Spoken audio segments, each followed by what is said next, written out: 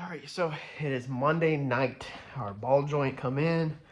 We should be putting together our last of the suspension and then tiddling with our wiring because, as you know, I have all of my sensor wires right there to my input and my output port. All I got to do is plug them in the correct spot. So I was upstairs working on my working in the Holly, trying to start to work inside the computer of the Holly and do the assigning of different things, basically figuring out where I want to put things at. Now, on my output side, I have a couple things that I don't understand. I do know the alternator trigger, okay, right here. I did this. This is number 10, okay? I built this. This is going to be 11. However, I noticed down here that my number 15 should have a shifter on it. It's going to be B12. Okay, we do need a shifter wire, all right? We got to have the air shifter wire. That's going to command the air shifter. Not 100% what it commands, but I think it commands it when to shift. I think, pretty sure. Pretty sure the CO2 line goes into the canister on it there. Not even 100% sure. Now my mind's blank. See, this is what sucks. Real time is when you 100% don't understand stuff, it makes stuff extremely, extremely challenging to figure out. Because I know you have a MAC valve for your shifting, and your MAC valve hits air to the shifter to make it shift. But then on my shifter, I have wires coming off of my shifter. There's 3 wires coming off of your shifter, off of your canister that's down here in the bottom, off of the back right here. That's all in it. Let's see, the canister is actually just air. So I have 3 wires that come off of here also. Now, for my air shifter, I had down there on an output bar one that said shifter, but I don't have it now. So if we go back and screenshot one of my videos, there should be a white wire right beside that blue wire. So this blue wire right here, there should be a white wire right here, and there's not. I went back. This good thing about doing YouTube is when I filmed tearing this car apart, there was a white wire there. Now that block right there, we are in the airs on if it's number 5 or if it's number 15 in the Holly. Me and the guy that originally wired the car, we're trying to sort that out because our notes are a little scribbly. However, I'm pretty sure I'm missing a wire there. So that's what I'm working on. I think I'm gonna have to pull the seat back out and possibly trace this wiring harness that's coming out of my shifter and figure out where I'm missing and what I'm missing. All right, so got off the phone with John. Had to call John up, hit him up so we can get a basic grasp on this and a basic understanding on what's going on. Your MAC valve, your blue valve right here, your MAC valve. It has 2 black wires that come off of it. 1 wire is going to be an output wire. I only have a blue wire on my output, which is going to be my alternator, meaning that it's hooked up wrong. I have a wire coming off the MAC valve to the input. Okay, that's going to be wrong. It doesn't matter which one goes to which, John said, but one is going to the output. The other one is going to be either a power or a ground, depending on how you have it controlled inside your Holly. So that one could be going to the power over there, the 12-volt power. But we need to cut this harness open, I think, and try to confirm it unless I have it in a previous video. The shifter, we have 3 wires that come off of the shifter. You have your cylinder that actually controls the air, and then you have this plug right here that comes off the back. John said that 2 of these wires are going to be neutral safety, meaning one's going to be part of neutral safety and the other one's going to be part of neutral safety. But the third one, we have no clue what it is. This is an eBay knockoff shifter, so this is basically a copy of like a Precision. However, I don't have the instructions. The instructions are with my buddy who originally wired the car, who has my smart coil harness and everything, and was going to be building all that. He has all my wiring diagrams in case he needs anything, and I currently don't have them in front of me, and he's tied up at the moment. So. All right, so I can confirm that neutral safety is ran correct. We capped off the blue wire. I don't know what the blue wire is for. I'm pretty sure the blue wire was never ever used, period. I do recall 1 wire not being used, but the red and white wires do go down there and shoot all the way to the other side of the car. One wire off of your neutral safety is going to go to your starter. That's going to be your starter signal wire. Mine does go down to the starter. My other red wire is going to come out right here. As you can see, it goes red and then it goes green. The green wire goes up along there to the ignition button, which John said that is correct. That's what it does.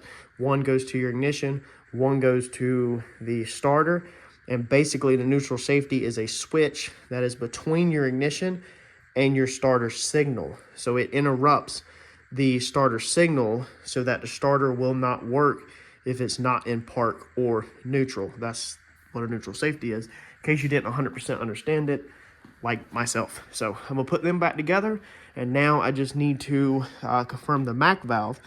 That wire, John said, in mine should be going to a 12 volt. So we just need to double check where it goes. All right, so we have confirmed our MAC valve now. So our MAC valve comes out over here. It comes out of your MAC valve as two black wires. So this black wire goes up to right here. This black wire goes right here into this heat shrink, and then it changes to a black and white. I need to note that probably somewhere. It's a single black and white wire. And then when we come over here out of our harness, our single black and white stripe wires right there, and it goes to our stud. So that is correct. The back valve should have 12 volt power on one side. So we've confirmed all that. That's good to go. We can button all this back up, zip tie everything, and I guess put the seat back in because we figured that out. So our only issue that I had, all of this confusion, sometimes you gotta just stop, and I like to show this because everything's not perfect as you're learning. My only confusion was I literally accidentally put the MAC valve on the input side versus the output, and that is literally just when I took notes, my personal handwritten notes when I took the car apart, I labeled it as number 3 input when it wasn't number 3 input. I have no clue where the number 3 come from, but it wasn't an input and it wasn't number 3. It was supposed to be on slot 11, not output 11. Slot 11 for me is where my MAC valve was supposed to be on. That's gonna be different for every car, but that was my mistake. All right, so we got our other ball joint in the mail. That's what we're using. Let's see if we can make some progress tonight, at least get ourselves a roller. That'd be kind of cool, being we completely dropped the ball on that and we have wasted over an hour figuring that out. Let's pray that this thing screws in correctly, and that we can get it in there and get this car down maybe on 4 tires tonight. That'd be kind of exciting. Let's see here. Please just screw in there correctly. Please screw in there correctly.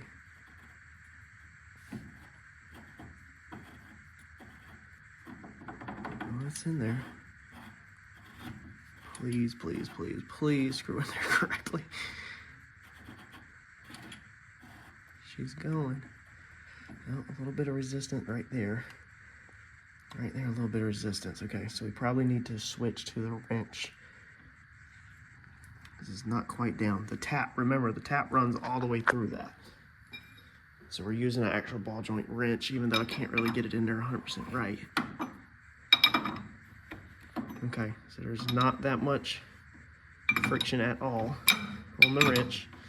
But you don't want any friction because then that means you're cross-threading something probably. So she's going in there. Come on, baby. Please something go right for me. I wish we need to notch these out just a little bit so the wrench fits in there, because it don't currently fit in there. You can only use kind of half of the sides of the wrench. We didn't exactly plan for that.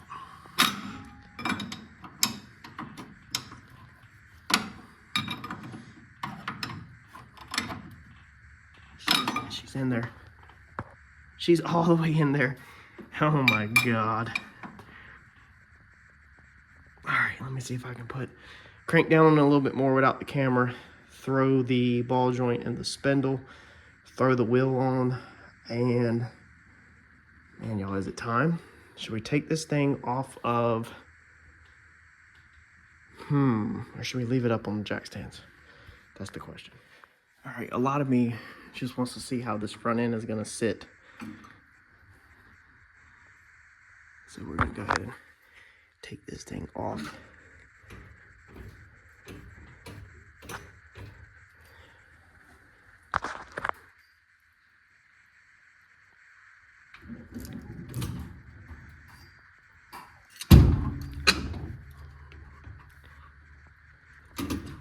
right, now the fun part. I'm gonna take another jack to get this jack out of the rear. All right, so she's down. The jacks are stuck underneath it, which is fine. I figured that this thing would probably go too low. I think these springs are too light. These are rear springs. So that's kind of another reason why I wanted to go ahead and sit it down and make sure I don't have a problem. We could definitely flip these plates, so that's good news. We can go ahead and do that. However, I think we're gonna have to cut this bolt just a little bit, but we can jack it up, go ahead and flip the plates. That's gonna gain us a little bit of lift on ride height, and then we'll see where everything settles, and then we'll have to crank the spring up to get it right. We need to go ahead and get ride height set here before we can even take it out of here. But yeah, she's stuck on the jacks, both jacks, and way too low. So we're gonna have to jack this bad boy back up and flip one at a time, I guess. All right, so she is down, baby. Man, keep in mind, we have a ton of adjustments to do. There's nothing done on the front end at all. It is 100% rough if you're just tuning in. If you didn't catch the other videos, nothing is set up on this front end. So that worked. I flipped the shock hat. That side's not done. Haven't touched that side. Flipped the shock hat and then ran the spring up, because a second ago I didn't have anything ran up. So I currently, well, actually we're not there yet, because I am completely sitting on the bump stops. So I've got them springs might just be way too light. I have got to run them up some more and see if I can get about 1 inch of shaft probably out of the front of that, or a little bit more. If not, we need to go ahead and order other springs. I had the lower control arm at 0. It is now at 1.40. Let's see if that is 1.40 downhill or uphill. That is 1.40 downhill. Okay, so we need to, this side, I've got the jack underneath it. Put this little bit of pressure back on this side just to simulate if the spring was up. Okay, so that's 0.66. So we will roll like that. 0.66, but that spring still needs to be cranked up some more to see if it will hold its weight. If not, we're gonna have to definitely change some springs. Let's see here, the back of the car, this side, I can already tell something funky is still going on with that. That's not right. Don't know what's going on with that. We will address that later. Still, if you recall, when we originally took this car down, this side was squatting too low. That side was way up in the air. Didn't know if we had something going on with the front end or the rear end, but I didn't care about the rear end. I said we would handle that later, because I knew all my bars were out of whack and just everything was completely out of whack back there. There's no telling what's going on back there. We'll wait till we go to set the alignment up or get with Uncle Mike on that. I guess let me jack this up real fast, dude. I'm so ready to quit. Tonight is 10:30 on a Monday night, and I still need to shower and edit YouTube, but I'm gonna go ahead and jack this back up one more time, try to run that spring up some more and sit it back down. I just want to see if it will sit on its own weight, or if that spring just completely 100% cold binds and collapse and the shaft's all the way in there. If so, that tells me that we can't even do no alignments or nothing this weekend if I don't get some springs on the way. So it's kind of the reason why I'm forcing myself to work late, is to figure out these springs. All right, so almost cranked all the way up, but we almost have 100% cold bind, and there's like no shaft showing at all, sticking out. So almost 100% cold bind. So that's definitely not gonna work. I think these springs are definitely going to be wrong. These are 140s, and it says 0050. So let's shoot John a text and see what he thinks. I've got the old weight numbers. Car was about 3,000 pounds. It was about 50-50, so it should be about 1,500 on the front. And we're gonna have to get some springs here fast, like tomorrow morning, ASAP.